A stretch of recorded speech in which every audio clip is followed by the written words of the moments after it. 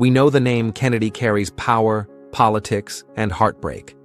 From the White House to Senate chambers, from assassinations to scandals, the Kennedy legacy runs deep. But while most people know JFK and RFK, what about Ted Kennedy's children? Their stories are rarely told, and they're filled with resilience, tragedy, and triumph. Number 3. Cara Kennedy. Born February 27, 1960, Cara Ann Kennedy came into this world just as her father, Ted Kennedy, was campaigning for his brother, John F. Kennedy, to become President of the United States. Her birth wasn't just joyful, it was symbolic. Ted Kennedy later wrote in his autobiography that he'd never seen a more beautiful baby, nor been more happy. She attended the National Cathedral School in Washington, D.C., then Trinity College in Hartford, and eventually graduated from Tufts University.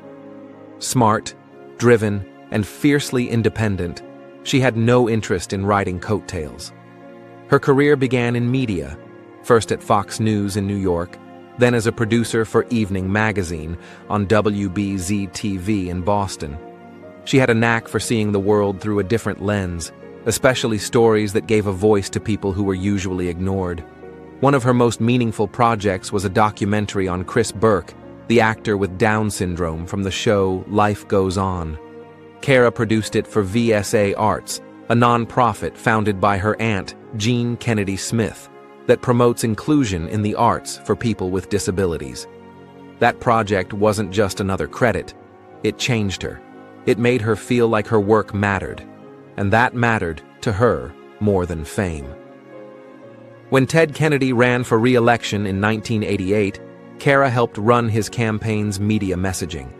She knew how to frame a story, and she used that skill to shape his narrative. She also co-produced a film for the groundbreaking of the Edward M. Kennedy Institute, a place designed to teach Americans about how the Senate works. For her, education and democracy weren't just causes, they were family business. But even as she built this strong public identity, Cara's personal life was filled with storms.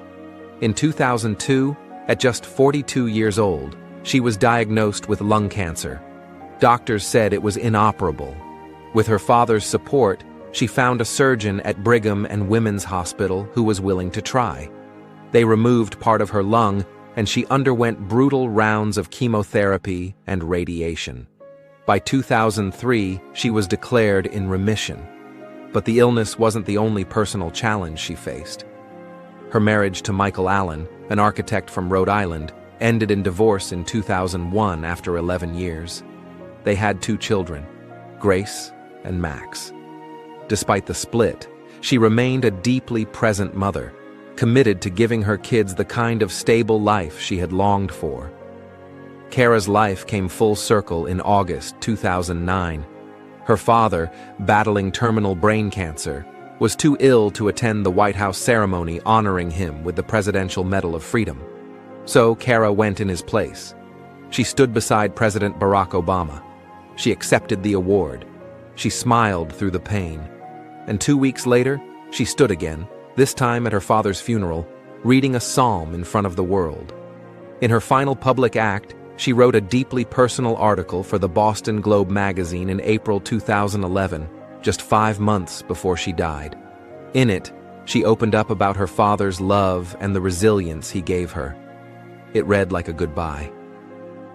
On September 16, 2011, Cara collapsed after her regular workout at a Washington, D.C. gym.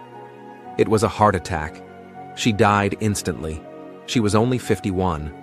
She was buried in Holyhood Cemetery in Brookline, Massachusetts, next to her grandparents Rose and Joseph Kennedy.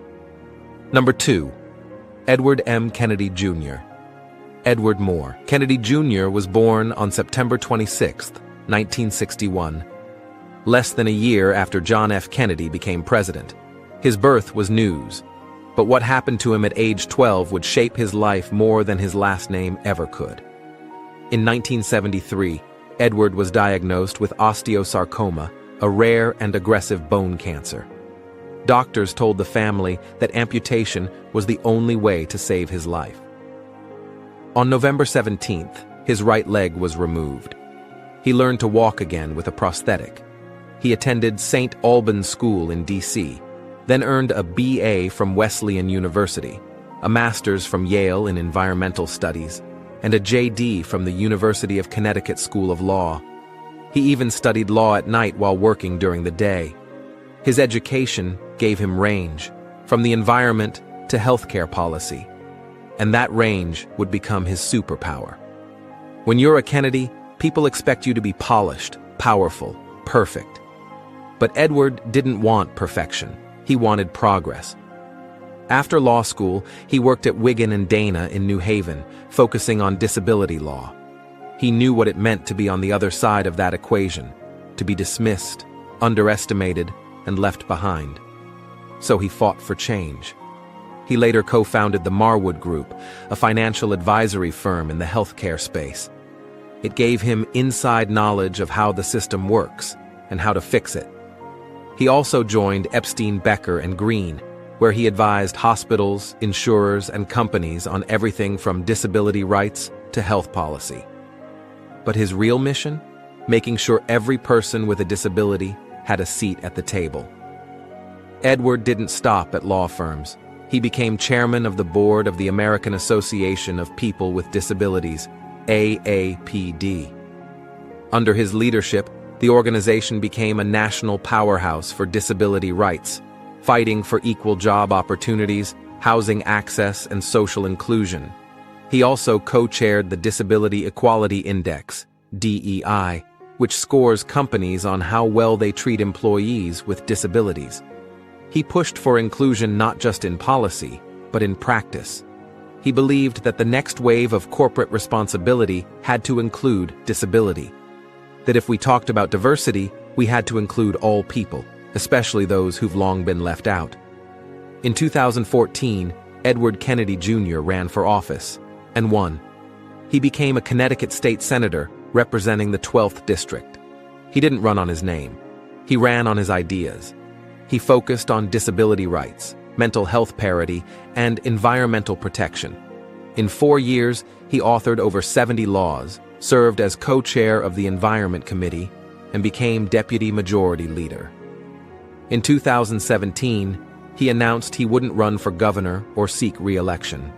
Instead, he returned to advocacy, where his impact could reach national scale.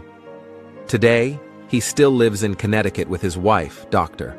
Kiki Kennedy, a psychiatrist and environmental advocate. They have 2 children, both graduates of Wesleyan University, just like their dad. Number 1, Patrick J. Kennedy. Born on July 14, 1967, Patrick was the youngest of Ted Kennedy and Joan Bennett Kennedy's 3 children. From an early age, Patrick was described as passionate, curious, and full of energy. But under the surface, he struggled with something that very few people understood at the time: mental illness. He attended Phillips Academy in Andover, Massachusetts, an elite prep school with a long list of influential alumni. But even there, Patrick battled waves of depression and anxiety. He eventually earned a Bachelor of Science from Providence College in 1991. But before he even finished college, he did something bold. At just 21 years old, he ran for the Rhode Island House of Representatives and won. He was the youngest Kennedy to hold elected office, beating out every expectation. But what the public didn't know yet was that behind the scenes, Patrick was also waging a deeply personal war. Patrick was facing bipolar disorder, substance addiction, and severe anxiety. And he was doing it all while climbing the ranks of American politics. In 1994, he ran for Congress and won again. At 27, he became a U.S. representative from Rhode Island. He'd go on to serve for 16 years, winning re-election 7 times. During his time in Congress, he was no backbencher. He sat on powerful committees. He authored key pieces of legislation. He co-founded caucuses on healthcare, brain research, Down syndrome, and 21st century medicine. Still, behind closed doors, he was battling addiction. He had stints in rehab, including a high-profile incident in 2006 when he crashed his car near the Capitol. He went public with his struggles shortly afterward. Shocking some, inspiring many. After leaving Congress in 2011, Patrick Kennedy did something few politicians do. He took the fight personally. He launched the Kennedy Forum, an organization focused on transforming mental health care in the U.S. It brought together leaders from government, business, and healthcare to advocate for policy changes, awareness, and funding. In 2013, he also co-founded One Mind, a nonprofit dedicated to brain research, particularly focusing on conditions like PTSD, Alzheimer's, depression, and addiction. He partnered with people from across the political aisle. In 2016, he launched Advocates for Opioid Recovery with former Speaker of the House Newt Gingrich and activist Van Jones. It was a rare bipartisan effort in a deeply divided time, focused solely on saving lives. He also became a fierce critic of marijuana legalization, co-founding Smart Approaches to Marijuana, an advocacy group that pushes back against the corporate cannabis industry and warns about health risks, particularly for young people. In 2015, Patrick Kennedy published a memoir that shook Washington. The book, titled A Common Struggle, A Personal Journey Through the Past and Future of Mental Illness and Addiction, wasn't just a tell-all. It was a confession. It was raw, uncomfortable, and brutally honest. In it, he detailed his substance use, depression, bipolar disorder, and strained relationship with his father, Senator Ted Kennedy. He wrote about family denial, political pressure, and the shame he carried for years. The book divided the Kennedy family. Some praised him for his honesty. Others criticized him for airing private matters. He said, "The biggest stigma around mental illness is silence, and I refuse to stay silent anymore." His courage helped open the door for millions of Americans dealing with the same battles. It also helped lawmakers and companies take mental health more seriously.